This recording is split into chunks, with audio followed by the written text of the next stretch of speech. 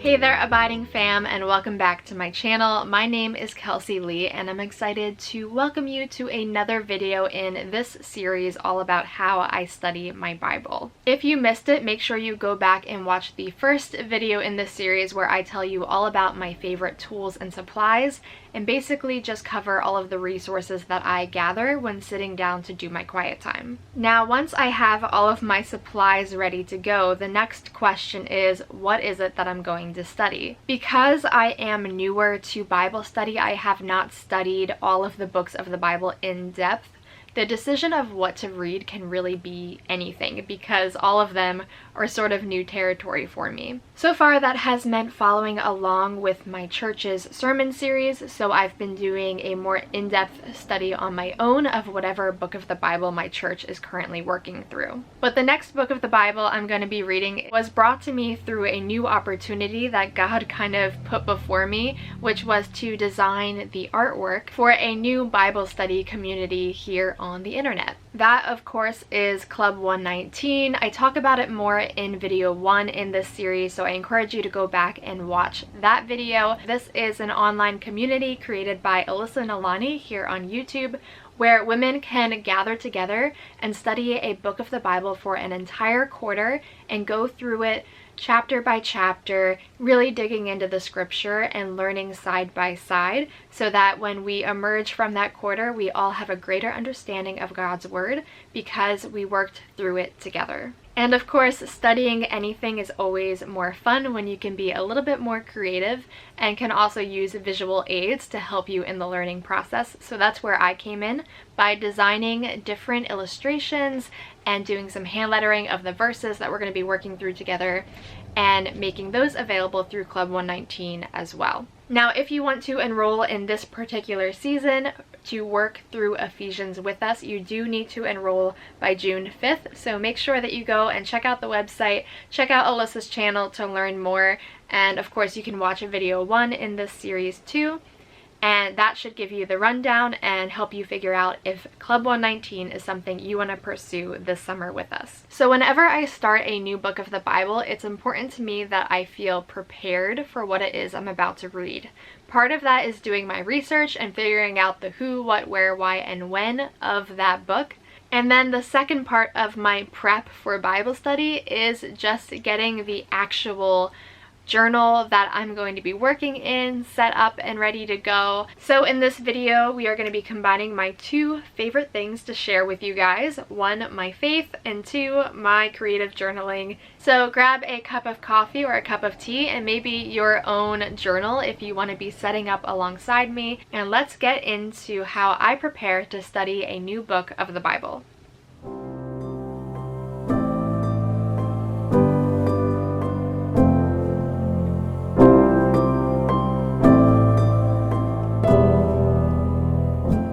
In the summertime, I often find myself retreating outdoors to do my quiet time.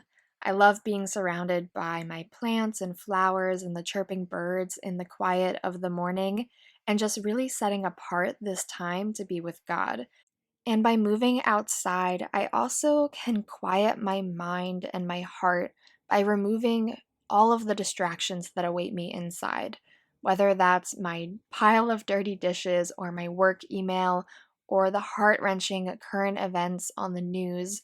By just separating myself physically from the space where I am usually engaging with those items, I can really turn my focus to my study and to prayer and to this time set apart with God. As you can see, I went ahead and grabbed just a few supplies, including the printable sticker kit from Club 119, as well as a few washi tapes and pens that I plan to use. This allows me to be creative and have fun, but also keep my focus on what's really important, which is what I am learning through my study. I also have here my growth book, which is where I'm going to be doing a lot of my note-taking when I'm not writing directly into my Bible. As I mentioned in my video on my supplies, I typically go to my growth book when I've already filled the margins of my Bible, and so here you can see that I've taken some notes already on Ephesians, focusing on things like who it was written to, who wrote it and why and where was he? He was in prison. That's really important to know. So just some basic facts that I want to be aware of before going into Ephesians. And then what I wanted to do in my growth book was to build upon the notes I already took in my Bible and really focus these notes on a overall introduction to Ephesians, focusing mostly on what it is the book is trying to accomplish within the larger story of the entire Bible. As I've started getting into Bible study, something I am realizing more and more is the essential importance of context. And context is something we only really gain by slowing down, doing our research, reading the introduction to whatever study we are doing first before jumping into chapter 1, and engaging with external resources from those who know more than we do. So, my first step in starting my study of Ephesians was to read the introduction on the workbook that Alyssa created for us and to check out some of the resources she provided. I'll link those resources down below for you as well because they're helpful for any book of the Bible you are trying to study.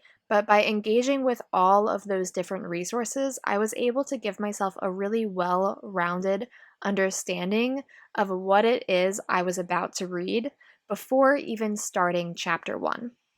So, before I share a little bit about those insights that I've gained so far in my introduction to Ephesians, let me talk a little bit about the creative process because it really is what makes my Bible study so much fun for me and also allows for a really meditative process by cutting out printables and playing with the stickers and pens and really taking the time to do long form writing of my notes. It allows me to take that slow process, once again, slowing down to really comprehend, understand, and meditate on what it is I'm reading and how it can apply to me and my life. And so I would really encourage you, especially if you're in Club 119 and already have these resources available to you, to play with these elements, to try and be creative. Everybody has creativity. You were created to create by the ultimate creator. And I really think that you'll find in it, you will be creating opportunities for deeper learning by having visual aids, and you'll also be creating opportunities to slow down and meditate on what you're learning in deeper ways. As you observe my note taking process, you'll notice a few things. The first is that I like to set apart the title of my page so that I know exactly what I'm working on. So I went ahead and did that with some washi tape and the little Ephesians logo at the top. And then the giant E is really helpful in just setting this page apart as the introduction to this new series that I'm going to have many pages for within my growth book.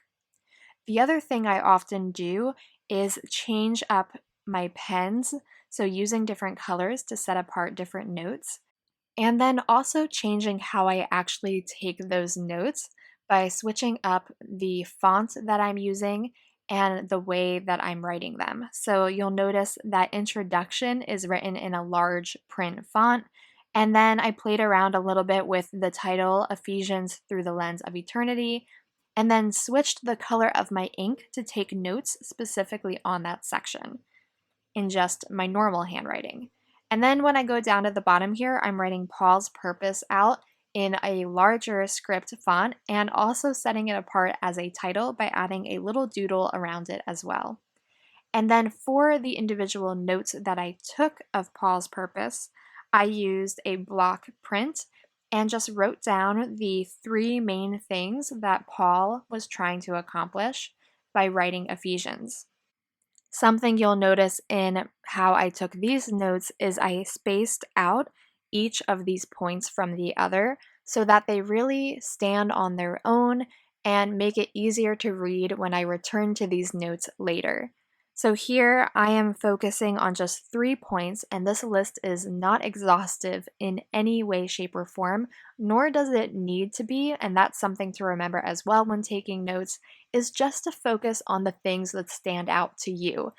You will read a lot of really interesting content as you start evaluating and looking into all of the different resources available to you. But you'll notice that my page for Ephesians is actually very simple in terms of the introduction and by no means covers everything that I learned, but really focuses on the key details and the main takeaways.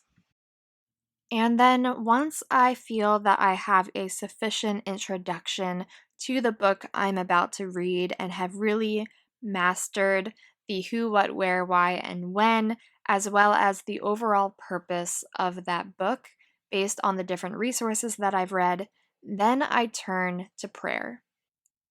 Taking the time to pray about what it is you're about to read is always a good idea, but especially when starting a new book of the Bible, I think it is so helpful for me to take a moment to ask the question, why? Why was I led to read this particular book of the Bible at this moment in my life? As Christians, we will likely reread and restudy all of the books of the Bible many times over throughout the course of our life.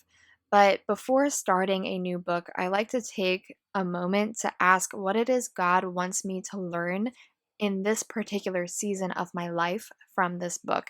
There's a reason that I'm reading Ephesians right now in this season. He has a reason for it. And so by taking the time to meditate on that and talk to God about it, I can prayerfully guide how it is I approach the rest of my study.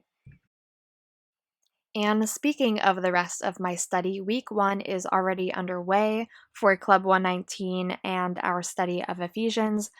Just want to mention though that you can still join up until June 5th, so you have 2 days left to join if you're interested, and you are not behind in any way, shape, or form because week 13 is actually just a reflection week, so it's okay if you're getting a little bit of a late start.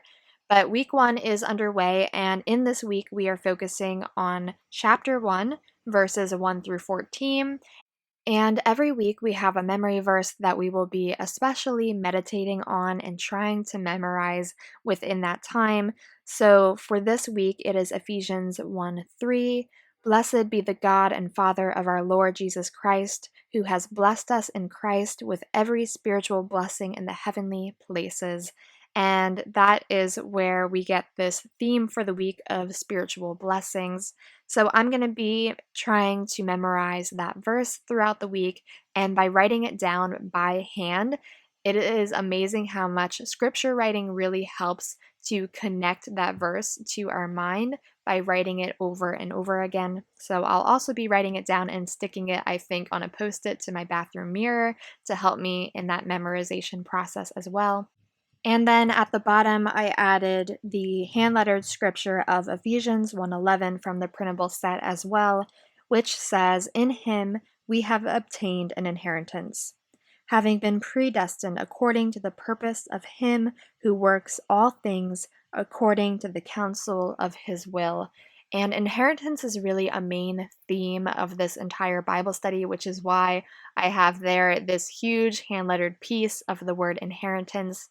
It's a word that is repeated many times in Ephesians 1 through 14. And so I plan in that blank space that I left to take some time to define inheritance and do some research into what that word really means. So, that, my friends, is a little peek into how I set up to study a new book of the Bible in my faith journal. I hope that this video was insightful for you, that it provided some tips on how you might consider doing your research and getting set up to study a new book of the Bible as well. And I pray that this video has also given you some practical tips to make your notes more visually interesting and to add a little bit of abiding creativity to your process so that you create notes on your studies that you want to return to again and again. That's all I have for you in this video, but do leave a comment down below if there are topics you would like to see me cover next for this series on how I study my Bible. Thank you so much for watching. Please be sure to subscribe and join the Abiding fam if you're not already, and I will look forward to seeing you in the next one. Until then, keep exploring your abiding creativity and document a life full of abiding faith, hope, and love.